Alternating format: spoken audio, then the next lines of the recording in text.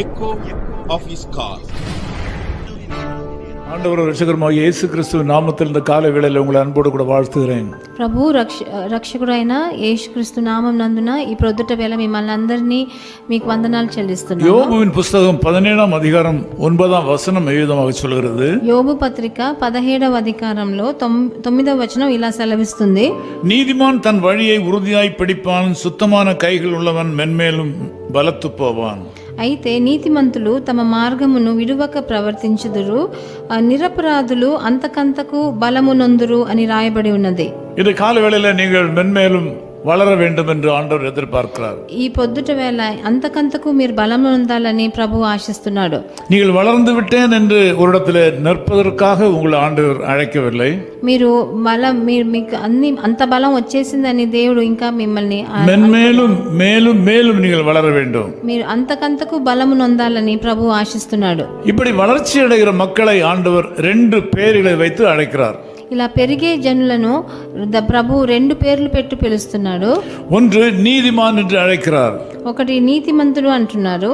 2 சுத்தமான கைகளை உள்ளவன் என்று ஆண்டவர் அழைக்கிறார். ఇంకోటి నిరపరాధులు అని రాయబడి ఉంది. இந்த 2 விதமான மனநிலை உள்ள மக்களை ஆண்டவர் மென்மேலும் ஆசீர்வதிக்கிறார். ఈ 2 మనస్తత్వాలు ఉన్న మనుషుల్ని ప్రభు తప్పకుండా ఆశీర్వదిస్తాడు. ஆண்டவர் எல்லாரையும் ஆசீர்வதிக்கிறது இல்லை. ప్రభు అందరినీ ఆశీర్వదించడు. நீதிமான்களை ஆண்டவர் ஆசீர்வதிக்கிறார். నీతిమంతులను దేవుడు ఆశీర్వదిస్తాడు. நீதிமான் என்றால் யார்? నీతిమంతుడు అంటే ఎవరు?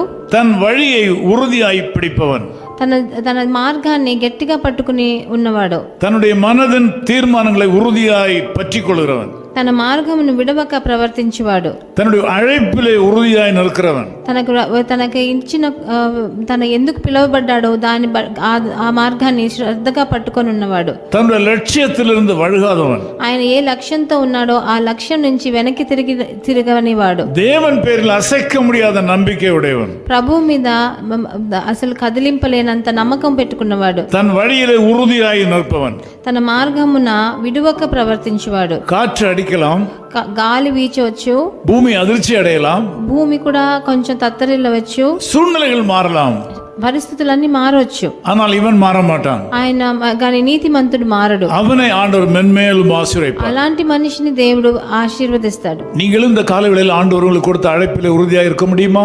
ఈ రోజు పొద్దుట వేళ మీరు కూడా మిమ్మల్ని పిలిచిన అందువలన ప్రభువుకి మీరు నిజంగా నిజాయితీగా ఉండగలరా? ஆம், நீங்கள் அழைத்த அழைப்பிலே உறுதியாக நிற்க வேண்டும். మీరు ఎలా పిలువబడ్డారో దాంట్లో మీరు నిజంగా నీతిమంతులుగా నిలవబడాలి. உங்கள் ஆவிக்குரிய வாழ்க்கையில் ஒரு ஸ்திரத்தன்மை வேண்டும். మీ ఆత్మీయ జీవితంలో స్థిరంగా ఉండాలి. உங்களுக்கு ஒரு சபையை கண்டுபிடிக்க வேண்டும். మీకు ఒక సంఘాన్ని మీరు ఏర్పరచుకోవాలి. ஒரு போதகரை கண்டுபிடிக்க வேண்டும். ఒక బోధకుడిని మీకోసం తెలుసుకోవాలి. அந்த சபையில நீங்கள் உறுதியாக நிற்க வேண்டும். ఆ సంఘంలో మీరు దృఢంగా శ్రద్ధతో ఉండాలి. இரண்டாவதாக சுத்தமான கைகளை உடையவர்கள்.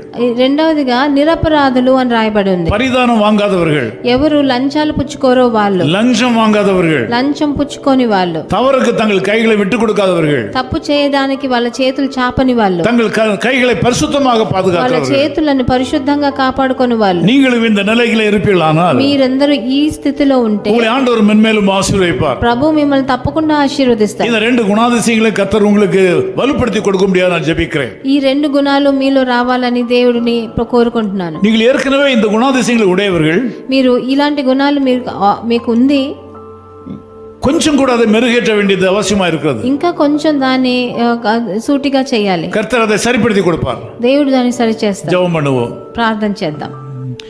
குறித்திடும் வேளை உயர்த்திடுவார், கிறிஸ்துவின் கரத்தில் அடங்கிடுவோம். தாழ்வில் நம்மை நினைத்தவரை வாழ்வினில் துதித்திடவாய் திறப்போம். தேவ ஆசீர்வாதம் பெருகிடுதே. துதிகள் நடுவே கர்த்தர் தங்க, தூதர் சேனை தம் மகிமையோடிறங்க. தேவ ஆசீர்வாதம் பெருகிடுதே. அன்பின் பிதாவே உமக்கு ஸ்தோத்திரம். ప్రియ తండ్రి మీకు వందనాలు. குறித்திடும் வேளையில உயர்த்திடும் தேவன். మీరు సరి అయిన సమయంలో మమ్మల్ని హెచ్చించే దేవుడవు. நீதிமான்களை சிநேகிக்கிற தேவன். మీరు నీతిమంతులను స్నేహించే దేవుడవు. கைகளில் சுத்தம் உள்ளவனை உயர்த்துகிற தேவன். నిరపరాధులను హెచ్చించే దేవుడవు. இந்த செய்தியை கேட்டு இந்த ஜெபத்திலே கலந்து கொண்டிருக்கிற மக்கள் அப்படிப்பட்ட மக்களாக மாறுவார்களாக. వీళ్ళందరూ వినే వాళ్ళు అలాంటి మనుషులుగా మారనే. பரிசுத்த தன்மையை நீ கொடுப்பீராக. పరిశుద్ధత ఇవ్వండి వాళ్ళకి. உம்முடைய பார்வையிலே நீதிமான்களாக வாழும்படி கிருபை செய்வீராக. మీ దృష్టిలో వాళ్ళు నీతిమంతులుగా జీవించని.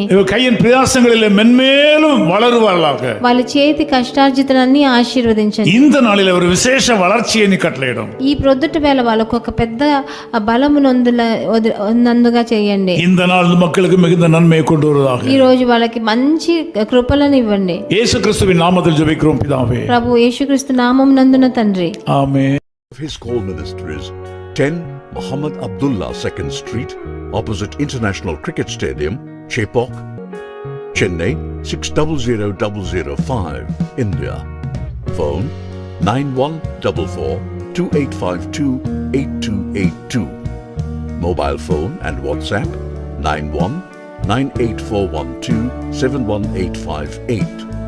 Email sam@echoofhiscall.org. Website www.echoofhiscall.org. God bless you.